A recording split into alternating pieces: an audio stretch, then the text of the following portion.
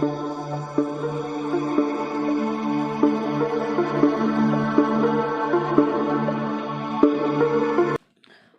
நண்பர்களே.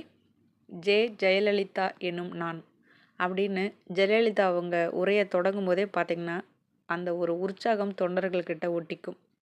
அப்படி ஒரு வசீகர குரல் அவங்களுக்கு.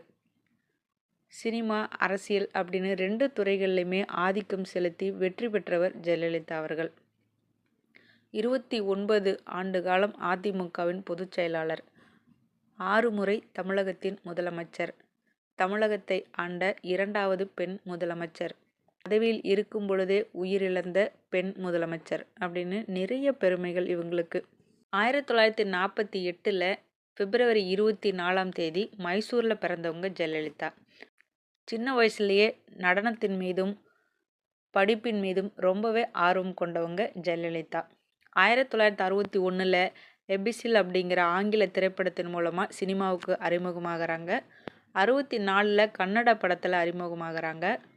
அதே போல் 1965 வெண்ணிற ஆடை படத்தின் மூலமாக தமிழ் திரைப்படத்தில் அறிமுகமாகறாங்க. 1982 அதிமுக உறுப்பினராகிறாங்க. 83 கொள்கை பரப்பு செயலாளராக எம்ஜிஆரால் தேர்ந்தெடுக்கப்படுறாங்க. 84 ராஜ்யசபா எம்பி ஆகிறாங்க. 1989 எம்எல்ஏவா ஆகிறாங்க. தமிழகத்தின் முதல் பெண் எதிர்க்கட்சி தலைவராக ஆகிறாங்க. 1989 இரட்டை இலை சின்னம் கிடைத்து ஜெயலலிதா அவர்கள் பொதுச் செயலாளராக ஆகிறாங்க.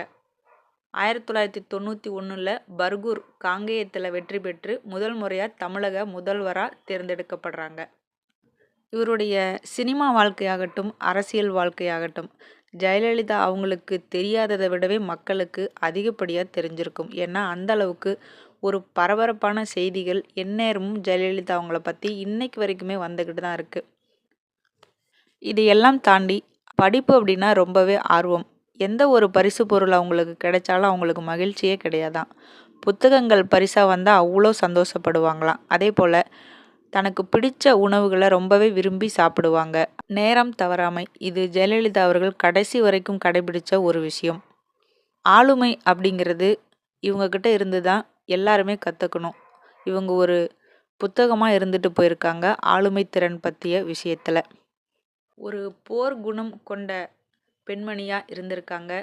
தமிழகத்தின் அயன் லேடி அப்படின்னு சொல்லக்கூடிய இவங்க ஐநா சபை வரைக்குமே இவங்களுடைய விஷயங்கள் நிறைய பாராட்டப்பட்டிருக்கு. இந்தியாவையே ஆட்சி செய்யக்கூடிய ஒரு திறமையான பெண்மணியாக தன்னை வளர்த்துக்க முயற்சி செஞ்சுக்கிட்டே இருந்தவங்க கடைசி வரைக்குமே. இவருடைய தெளிந்த நடிப்பு, புத்தக ஆற்றல், ஆழ்ந்த அறிவு, ஆளுமை திறன், இது எல்லாமே ரொம்பவே தனித்துவமாக பார்க்கப்பட்டது.